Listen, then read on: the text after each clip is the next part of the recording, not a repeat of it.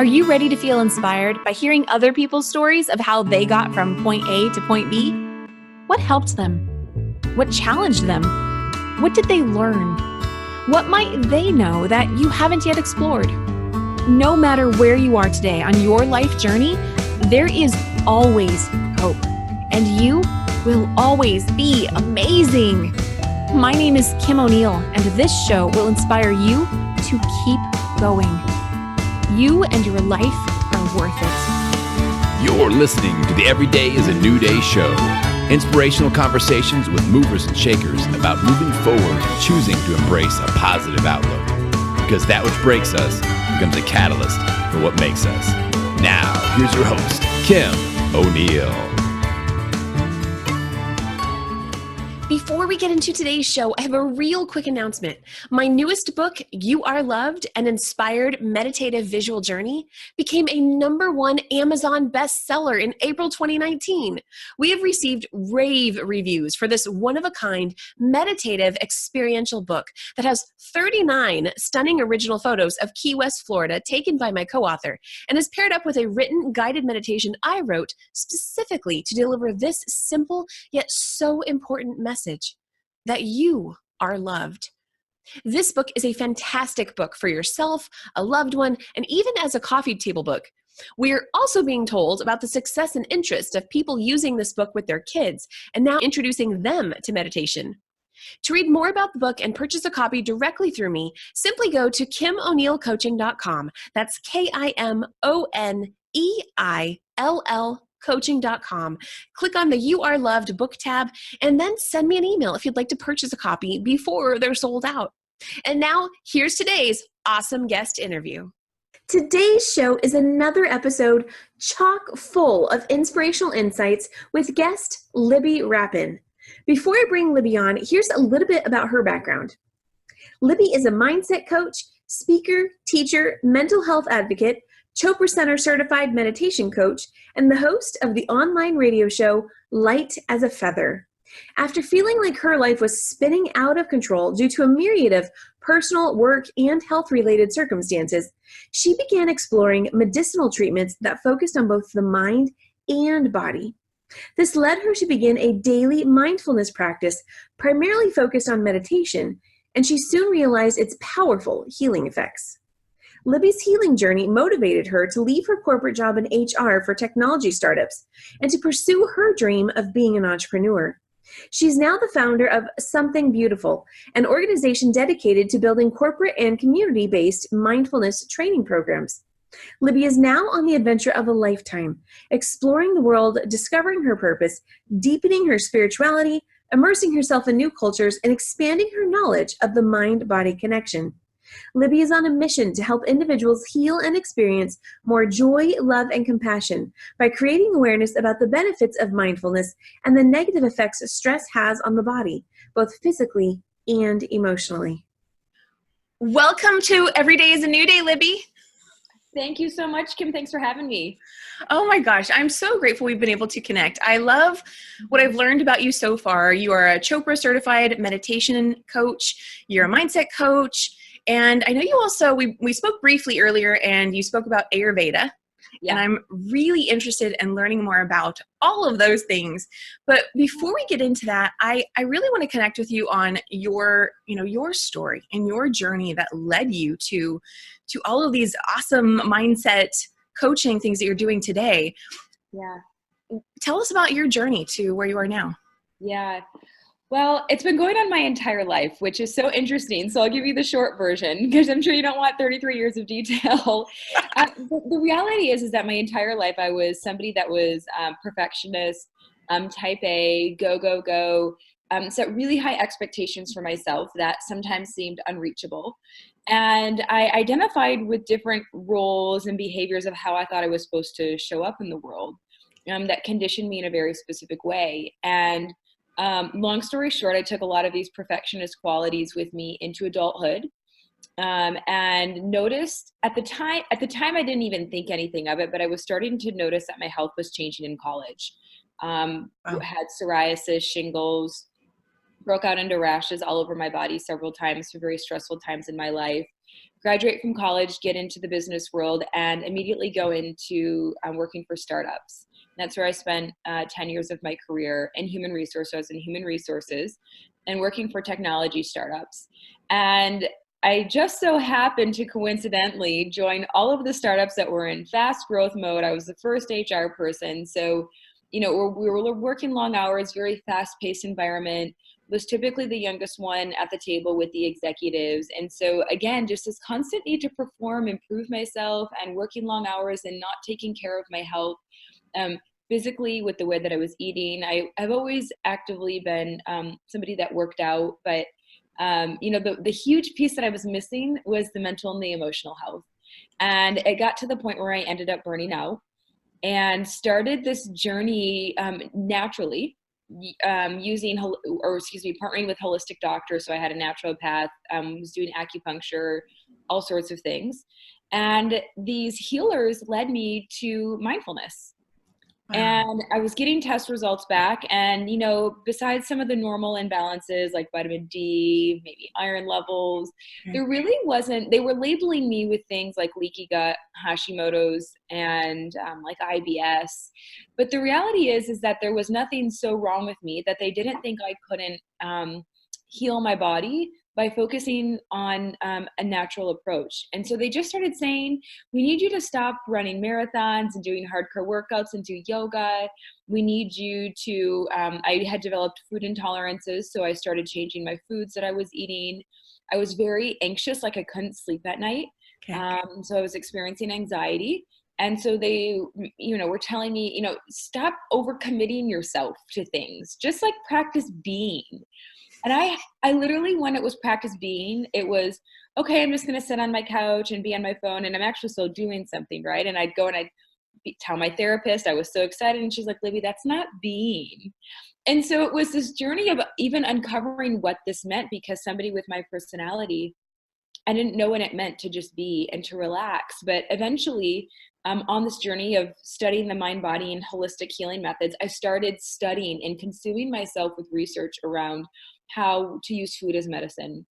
I started following bloggers and food activists and scientists that were studying the mind-body connection and some of the ancient techniques like Ayurveda and meditation, and how they actually are now scientifically proven to bring healing. So that then took me to the Chopra Center out in Carlsbad, California. And I went to my first mindfulness, meditation and like yoga retreat. It was one of their live events. And it completely transformed my life. And when I was there, it was just this deep sense of knowing that this was the direction I was supposed to continue going. And I committed to going through their year-long meditation teacher training, which is not just studying meditation, it's studying deeply Ayurveda and Vedic philosophy. So it's much more than just, this is how you meditate, this is how you sit. Like, that's when I say meditation coach and certified, it's much more than that. It's studying a lot of the ancient wisdom behind why it's important. And from there, I just decided that I was starting to heal myself, and I got so fired up of this is what I'm supposed to be doing in life.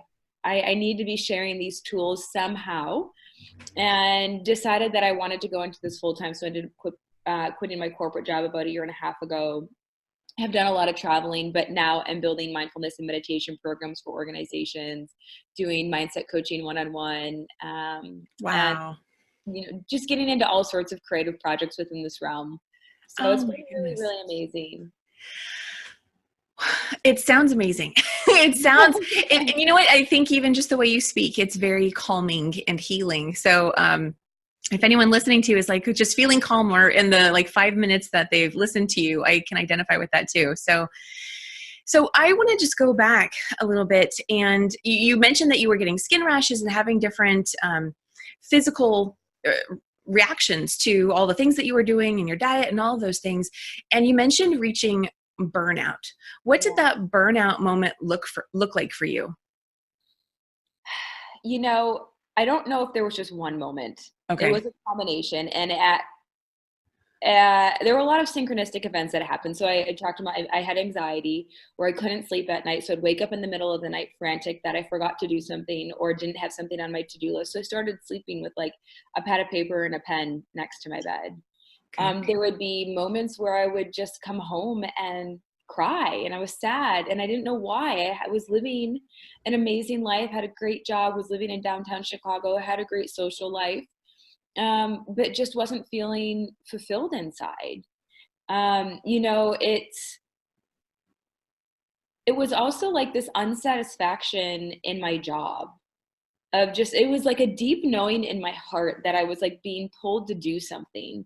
And it was this frustration of, I really want to do this. I want to quit my job. But the ego was like, oh, but you can't quit your job. You have to have income. You have to have benefits. What is everybody going to think of you? And so it was this battle internally too of all of these voices. And I just like literally got fed up with it. And then I think one of the big events that helped me really make the decision was my father ended up having a heart attack, and he had a silent heart attack. And this was in February of the year that I ended up quitting my job. And it really caught my entire family by surprise and was so unexpected. And he's had quadruple bypass and recovered phenomenally and is doing so well now. But in that moment, it was like life can change within seconds. And what was I doing after thinking about quitting my job for this long? And I felt stuck, but I knew I was the only person that could get myself out of it. And so that literally fueled me to say, it's time. It's time to actually make this decision. There's nothing to fear. And so it wasn't just one thing, but burnout for me just it was like this knowing inside, and I was like sick of crying. I was sick of being so sad. And I'm listening to people like Tony Robbins and Tim Ferriss and Deepak Chopra and Eckhart Tolle and all of these people that are, giving me advice, and I was listening to their podcast and reading. And so I knew I was in control. It was just, I had to get over the ego to help me get there. And what led you to actually starting to take the more holistic approach towards that? Yeah, I've always been like that my whole life. Okay. So my dad was somebody that never loved to take medicine. I never even would want to take Advil or anything like that. I don't even know why. It was just, oh, I don't need it. I'll just sit with the headache for a couple of hours. I don't know. And I mean, to give my mom some credit too. So we've always done a combination of like Western and like Eastern style techniques for healing. And I think I just, being in Chicago was surrounded by so many resources that I knew I could go holistically. Okay. And so I decided, why not try? Okay. So yeah. Nice. Okay. And so then prior to you becoming a Chopra Center certified meditation coach, what was your experience with meditation prior to that? 0. Oh, really? I went to yoga to work out, girl. I did not go to reconnect with my body and my soul. No way. So when I describe my story, I was raised Catholic. Okay. So for me, I always stereotyped meditation as being this Buddhist and Hindu practice. So for me, it was like the word meditation didn't even resonate fully with what this even means or anything like that. So I just stopped there. So when I practice yoga, I would do like the core power yoga, where we're still using waves, and I'm like trying to like do the super complicated moves because I want to get the core workout in. It's like I'm doing the chaturanga super slow down to get my arms. Oh my gosh. Yeah. So I was super resistant to practicing meditation, even though my doctors were saying, you know what, you need to do this. You need to just look into it. So, and this is when I talk about synchronicities. Being in Chicago, I became fully aware that every few blocks there was a yoga studio. And then there would be, I don't know, with the meditation studios at this time weren't really popping up like they are now. So let's just say yoga studios. And then people were just started planting little nuggets, and like they would say things. And I remember this guy at work was like telling me how he had started using Headspace and how it had been super life-changing for him. And so that conversation, I went home and we started following each other on Headspace to hold each other accountable. Nice. He actually got me into, I don't even know if he knows that's what propelled me into it, but yeah, that's what it was. And I started doing 5 and 10 minutes. And at first I was like, my mind is too crazy to meditate. I can't do this. I can't calm it. And the more I did it, the more I craved it. So yeah, it wasn't until I actually went to the Chopra Center and fully understand the art of meditation and what it meant and how it is non-secular in a lot of the ways that can be practiced, that I kind of came out. I was a closet meditator. That's how I started. When I started. I didn't tell anybody. And that was because I was raised Catholic, and at the time I was a Christian. And so I just didn't know how people would respond. So, I love that part of your story. Thank you for sharing that, because I think that's a really good, that's a really good point to make, because it doesn't have to interfere with religion at all, but I know there's the perception that it does somehow. And I've come to find that there's still a lot of people I know who have that perception as well. And I've learned it's not anything you can force on anybody, but I think it's great that you're able to share that part of your message, because I think a lot of people can relate. it's honestly, like, I'm getting goosebumps now even thinking about this. So I know there's something I'm supposed to say right now to the audience. So for me, this is why I get fired up as a teacher. This is why what I'm doing matters, because it's about well-being. It's not about a religion. If anything, it has enhanced my spiritual connection with myself because of getting silent, actually slowing down and listening. So for me, meditation is listening. So if you believe in God, listening for the voice of God to speak to you, maybe. And prayer is the more active conversation. So for me, you're at a level of activity during prayer. So you're maybe asking for things or thanking God for things. And so you're at a level of activity. So maybe you're in awareness. So prayer is a mindfulness activity.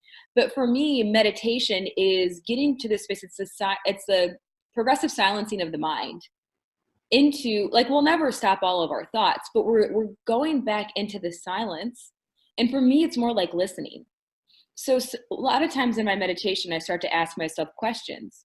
And that's when I'm listening for what is, like, this, maybe the subconscious, the soul, to be speaking to me versus always coming from the ego of what do I want? And then I'm saying things, but now I'm listening for those things. Oh, I love it. That's where I think, and I will say that whenever I teach, I always ask people, what words do you think of when you think of meditation? Hands down, every time it's, Buddhist monk, sitting in a lotus position with your hands in a mudra. And that can be how we practice. And that's how I like to practice, with mudras and sitting in that way. But the reality is you don't have to. Right. And I want people to understand that, because there's so much research now on the benefits of practicing mindfulness and or meditation in your well-being. And that's, for me, the most important aspect in just taking down the stereotypes of what is meditation. Oh, I love it. I think you just gave me like 5 different clips I'm going to use right there to help promote our show. Okay, so going back, there's so many aspects of your story, Libby, that I just want to keep touching on. So I want to go to the mindset piece now. I can totally relate to the experience of coming from a place of perfectionism, and that I'm going to call it journey of learning how to undo that and come out of that and relax out of it and all of that. And there can even be resistance in coming out of that. And so to get to that space of knowing that, okay, mindset keeps coming to you. Okay, mindset, and be more mindful. And I think you were saying something along those lines, that you were getting messages about that, and meditation, how that's combined with that. Did you notice any resistance for yourself, or what was that like when you're coming from the space of, I'm a perfectionist and I keep getting this message of, I need to shift my mindset? How did those two connect or not for you? No, that's a really great question. It's a loaded question. It is. I feel like we could do a whole podcast just on this alone, right? Yes. For me, the reality was, the resistance was change. If I believe in the law of attraction, if I believe that if I change the way that I think, that life doesn't have to be a struggle and life can be easy, that success doesn't mean working 12-hour days and burning yourself out, and that you can be successful doing a 4-hour work week. Let's just use Tim Harris's book as an example. Okay. Because I'm going to be different. What are people going to think of me? Is this true? Like I had all of these things that I was questioning, where I'm listening to these people that are well-known authors and researchers, and I want to buy in. But if I buy in, how is society going to view me? How is my family going to view me? How are my friends going to view me? So that's why when I go back to I was a closet meditator, it was all because of that. It was all the resistance was how would I be perceived? But then I also like the mind doesn't love change. So when we think of neuroplasticity and the patterns and how we basically run an autopilot and we just do things because we don't even know why sometimes, it's hard to rewire that. And it's hard to come from a place that like a scarcity mindset to a growth mindset or a place of fear and turn fear into love. But with mindfulness and meditation, what I realized is that the benefits of shifting my mindset happened after the practice itself, like on the mat or on the cushion, because you're bringing these qualities that you experience during meditation into your life. And going back to neuroplasticity, so neuroplasticity is basically the brain's capacity to continue to create new, cellular connections and things like that. And so what happens is that we, through the practice of mindfulness and meditation, can start to rewire the way that we react. So, and behavior wise, or the way that we react emotionally to certain things that come towards us. And so that's what started to happen. And eventually the resistance just went away because it was the only way that I could think of, come from a place of love, don't come from a place of fear, trust and surrender in the universe because you've already been provided for. So for me now, it's just natural. And it just happened over time. And it's taken, for me, everybody's journey is different as far as the length, but eventually I just kept with it. And I kept saying, this is the way, and it felt right. And what's so beautiful about this is every time I tried to go back to my old paradigm and my old way of thinking, a synchronicity would happen. And, somebody would say something, I'd get an email, whatever it was to get me back on track. And I became so aware of these little signs that I became kind of obsessed with analyzing. So don't do that. My advice is to not overanalyze because sometimes I'd get so wrapped up. But I was aware, and that was because of my mindfulness practice. It had slowed me down enough to notice the beauty in God, universe, source energy, wanting me to go down this path of the new paradigm. But it just took time. Oh my gosh. Okay. So for our listeners, please let us know what you are taking away from this interview because there's so much coming out of this and I would love to hear your takeaways. Libby, you talked about the fear of what people are going to perceive of you, but the more that you did the meditation, eventually that fear, that resistance just went away. Do you happen to recall about how long did it take for you from that time of I'm going to be a closet meditator and then I don't care anymore. I'll let people know. So to give you a general timeline, I don't know for sure. So it was the beginning of 2016 when I actually signed up for the Chopra Center event that wasn't happening until the fall. So at that point, I had already reached burnout. That was already like starting to happen at that point. It was like, I've had enough. I need to do something. And I was scared to spend money to get help. So that was like the first thing. So the Chopra Center gave me the confidence to start investing in myself. That then progressed to hiring a coach. Then it went into, let's do another retreat. Let's pay for this online training program. So then by the end of the year, so I had gone back to the Chopra Center. So I actually that was getting into 2017. I went like 2 or 3 more times for my studies. So it started in 2016 and then I quit my job in 2017, the end of the year. So it was like 2 years since I had started the work, but this was the feelings and everything were happening well before that. Okay. Yeah, no, that totally makes sense. And yeah, I didn't expect you to go, okay, I'm going to hit the clock now. And it was 6 months. Yeah, no. Yeah, exactly. So no, I totally get it. But thank you for sharing that with us. And with that said, I just shared that for anyone else who may be thinking like, oh, it's taking me too long, or I don't know, if I'm ever going to get there. And Libby just said that, well, if she estimates it was maybe about 2 years. I mean, you could consider that a long time. And at the same time, it's also a relatively short amount of time. So whatever someone else's, whatever their timeline is, like, you're doing fine, however you are. I know for me, my experience, I don't know exactly when things started to shift. I just know that at some point, and it might even be like, say 5, 6 years or something into it, where all of a sudden then I was able to look back and go, oh, I'm having a completely different experience from when I first started. So my next question to you then is, how frequently were you meditating? Was it a daily practice, or was it, I don't know, what was it like for you? I mean, when I started using the Headspace, it was like, the first 2 weeks were great. Then I kind of fell off the bandwagon. And then I might go to a yoga class. So in the meantime, so this was the perfectionist in me. I wanted to have it perfected. And I wanted to be like this yogi before I was going to the world-renowned Chopra Center where Deepak Chopra was going to be teaching. Like only somebody like me, the old Libby, would think to do that. It was so messed up. Like you need to be this perfect being in order to go and immerse yourself in that? Yeah. And literally, they're like teaching you how to meditate, their technique and things like that when you're there, which is so funny. So I think I just,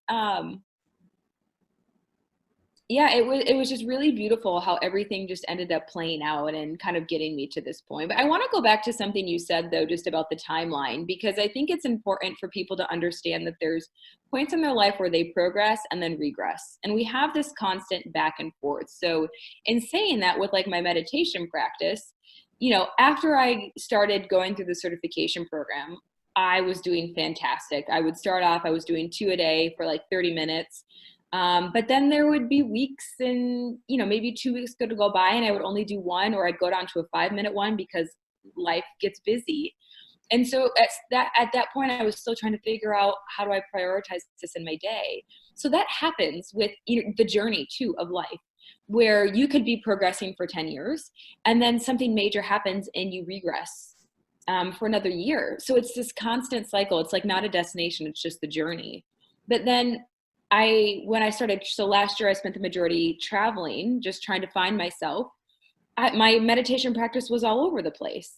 But for the last 9 months, I haven't missed a day, because that's what it means to me. So, and sometimes I'm getting 2 or 3 a day in. It just depends on how I feel. I'm trusting inside. So the original answer was that it hasn't been consistent, but I feel like that it tied in for me and your comment about just like the life journey and how long it takes somebody to get to the destination of the moment, let's just call it. Yeah. And the point is to make the point that it's no set amount of time. It's not going to be the same for everybody. So to not put that expectation on ourselves that it has to happen within a certain amount of time. Otherwise, we're helpless.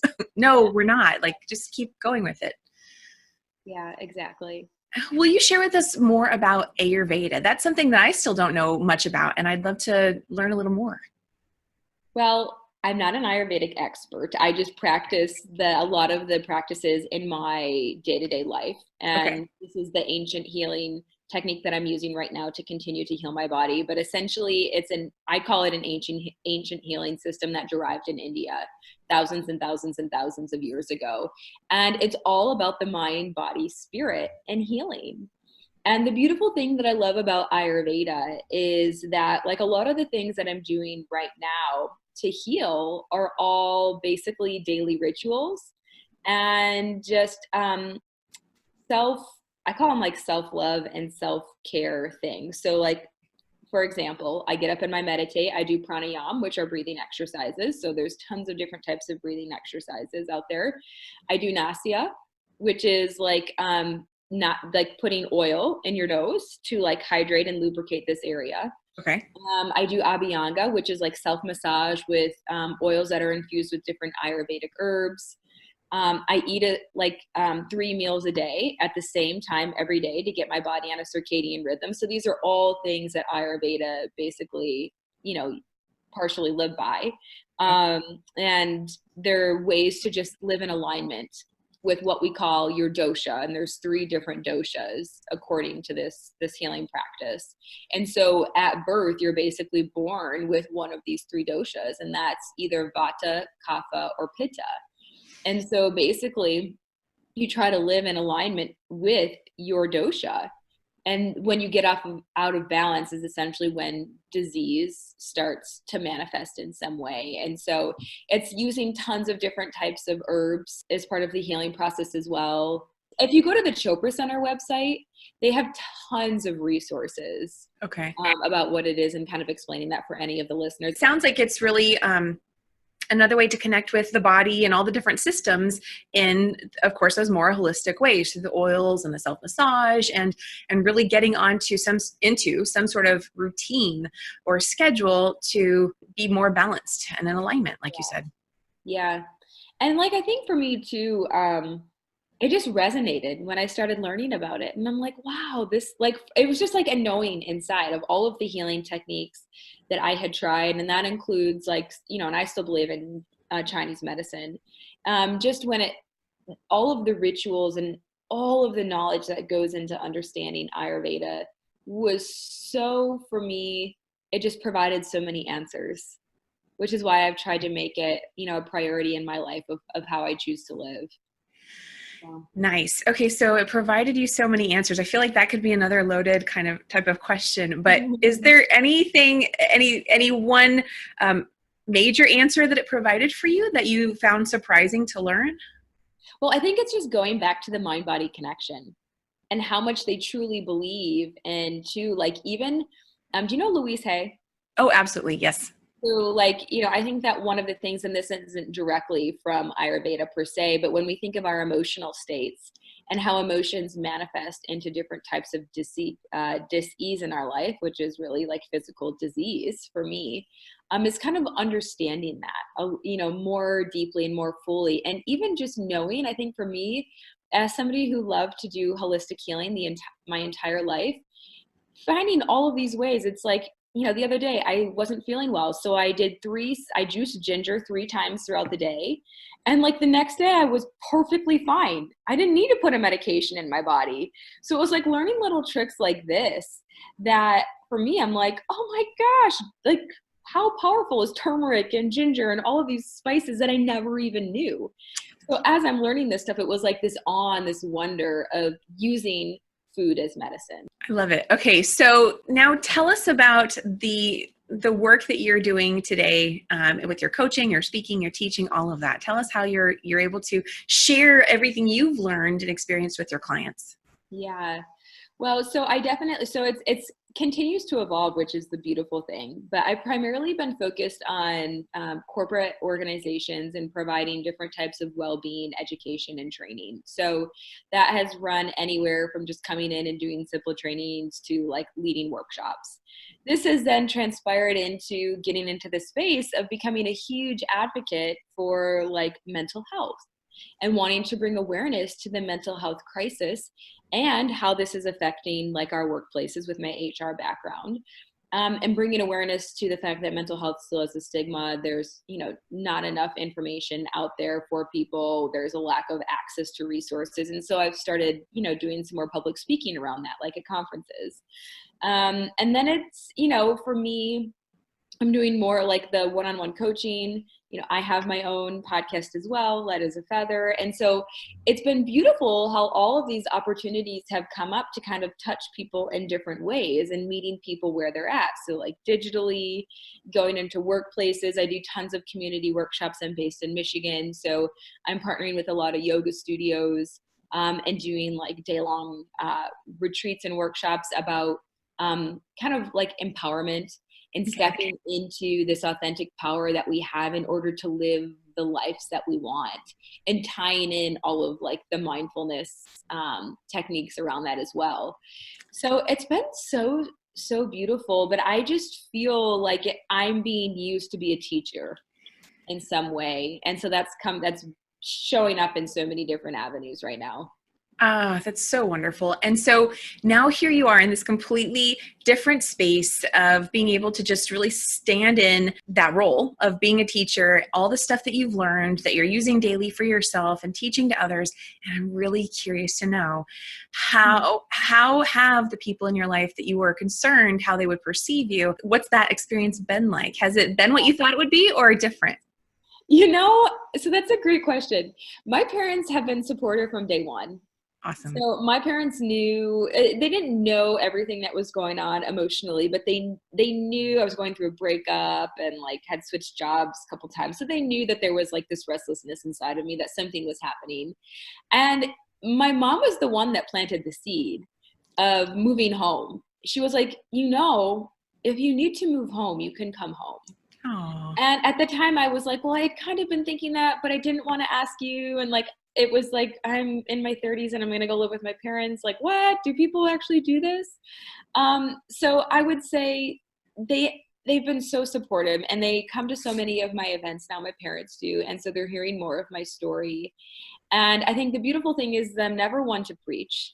I just fully trust that if people are very curious about what I do, they'll ask, and I'll happily talk about it, and we'll nerd out probably. But people are slowly, as they're seeing my life change and they see the risks that I'm taking, people tell me all the time how happy I appear. They're starting to jump on the bandwagon and wanting more information. They want to learn how to meditate. They want to learn about mindfulness. And so it's just happening over time. So it's been really beautiful. And then there's some people that I would say aren't necessarily in alignment, and that's okay. Like, it's not that they're not supportive. They're just maybe not in alignment from, what our maybe spiritual beliefs might be at this point. But yeah, so but for the most part, like, everybody has been so great. I've been so fortunate. that's wonderful. Thank you. Just thank you for sharing that, because to me, what that really speaks to is you continuing to listen to your own voice and take steps in the direction of that. And it sounds like you're seeing the results, that as you are doing that, people are either, staying quiet and showing up and supporting, or, and other people maybe making their own shifts that maybe you'll hear about later or whatever. But it all comes down to really just our individual selves, not being so focused on what is everyone else thinking or doing, but rather what's right for me. And as a result of being committed to that, then that's another question I had for you. Being. Okay, hold on. But as a result of being committed to your own inner voice, then other things and people can also start to get in alignment as well, even if just with themselves. So, okay, I want to ask you, now that you've had all these experiences, what does being mean to you? Oh my God, that's an amazing question. It's literally, so I'll use John Kabat-Zinn's definition of like, what is mindfulness? And it's paying attention on purpose in the present moment, not judgmentally. It's just awareness. So being for me is in full awareness. It's this art of bringing ourselves into awareness. I'm saying it in all these different ways because it could resonate with people in different ways. For me, so like, my way of being used to be sitting on the couch, scrolling through something on social media, maybe reading my book. And literally now, when I just be, a lot of times I lay down, or I just sit in a chair, and I am just sitting there focusing on my breath. Maybe if I'm outside, I love sitting by the water. I'm just listening to the waves. I'm just listening to the birds. That for me is just being, and it's slowing down enough in order to just be in full awareness of all of the beauty that's around us. So that's a good question. Thank you. Well, that was a fantastic answer. So I love it. Well, okay. So we're wrapping up this interview. You've shared so much awesomeness with us. Thank you. Thank you. I love conversations like this. And this is why I keep hosting a show. So will you share with the audience, I mean, you shared already so many different nuggets and stuff, but what would be some starter tips for someone who's in the space of shifting into being more mindful, and maybe they're just on the brink of starting to meditate or considering meditating? What tips do you have? Well, obviously, like, for me, meditation is so important, and it's different than mindfulness. Like, I think we should be practicing meditation every day. So I would highly encourage, my tip for meditation is think of it as a way of being versus something that you have to do. Because for me, this way of being, this sense of feeling connected and calm and experiencing inner peace was my motivation. And until I switched my mindset to think of it like that, then I started to make it like part of my morning routine. And it's something now that I don't skip. So I would start there. And then how do you practice meditation? I mean, goodness, there's so many apps out there now. So we have Headspace. I love Insight Timer. 10% happier, calm. You can go on YouTube. Basically, I just tell people experiment. It should be fun, but don't give up after trying it once, because there's thousands and thousands of techniques out there. And some days I do a guided meditation, and some days my meditation is just focusing on my breath. And that's it. And that helps me get into the silent space. So I definitely think you should be practicing meditation. For mindfulness and mindful habits, it's just like stop multitasking. We need to stop doing multiple things at once. Like, let's stop being on our phones and cooking dinner and driving and, brushing our teeth and checking our phone all at the same time. The brain is not wired to do that. We can practice mindfulness while we're brushing our teeth, while we're cooking, because we're putting our full awareness into that in the moment. And maybe we're not getting lost in our thoughts and ruminating on the past and the future and, doing other things. So it's not like it shouldn't be a struggle to add mindful habits into our day. It should be easy. One of the things I like to do now is mindful eating. When I'm eating, I'm sitting in full awareness with my food. I'm not listening to a podcast, or I'm not trying to read my email. I'm only eating my food, and I'm eating my food sitting down and fully taking in the flavors and the textures. You can go on a mindful walk. Like in Michigan, the weather is just now starting to break from winter, and so people are outside. Keep your headphones off for once and notice the beauty around you and take in the sounds, and that can be your mindful practice. So mindfulness is so simple, but it's not easy. And it's not easy because it's the mind games that we don't want to do this, because we're conditioned our entire life to go and do more. So but simple. I love that you made that point. What would you say to someone who is thinking, well, I don't have time to just do one thing at a time. I've got 50 million things right now. I don't have time. What would you say to that? Well, my answer is a really snotty answer. And that's exactly why you should be doing it in that tone too. But in a more nice and loving and accepting and non-judgmental way, I'll just say, nobody has ever told me that meditation didn't feel good. More times than not, when I'm leading these meditations at workshops, people open their eyes and they're just sitting there and they just look blissed out. And they tell me, I haven't felt this calm in so long. Sometimes people just cry because all of the constriction and tension they had in their body finally relaxed, and the body didn't know what to do with it. So it was like, we got to get this out, and it's an emotional release. So that happens. And I feel like someone who's in that space of thinking, I don't have time, I can't, it's about creating that new norm. It's like, you don't know you don't really know that there's a completely different way to be when you're so used to doing things just one way, until you just start. And then slowly, if you keep up with it, you'll be able to make that shift and see, oh my goodness, I can still accomplish everything I need to accomplish, but I can do it differently Totally. Yeah. I mean, and I don't like to shame people, but sometimes I'm thinking, well, if we have this much time to be spending on social media, we totally have 5 minutes to spend to practice meditating. And so it's the habit loop. It's, rewiring the brain to think of new habits. And what is it? You have to do something for is it 21 days or 28 days? That's what they say. I've even heard some people make it longer, but yes, 21 days is the common to change a habit. Yeah. Yeah. And so I would just say, just don't give up and stick with it. But yeah, my answer is that's exactly why we should, because I was that way. I was making up excuses. I didn't have time. I was working crazy hours. I just wanted to sleep. I just wanted to go to the gym. But now I can't not do it. If I go a couple of days, and it's been so many months since I have gone a couple of days, but when I was traveling, if I went a couple of days without meditating, my mind shifts back into the old paradigm, and I notice it. And that's my reminder to prioritize my self-care. So you just answered the extra question I was going to throw out there about, what happens when you start to get off track a little bit. You start to see that change right away. Yeah, I get judgmental. I shame myself. So I go back to the negative self-talk instead of the positive.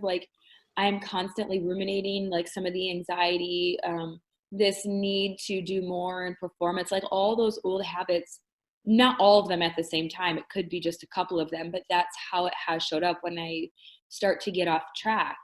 And when that happens, because of my mindfulness practice, I can notice it faster. And then say it's okay, I'm going to take a bath tonight and journal and read. And when I wake up in the morning, it's going to be a really slow morning. And then it doesn't even have to take a lot to get you back on track. Sometimes it's literally just saying, nope, I choose to take care of myself.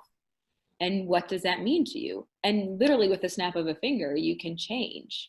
But we don't always become aware of that quickly. Right.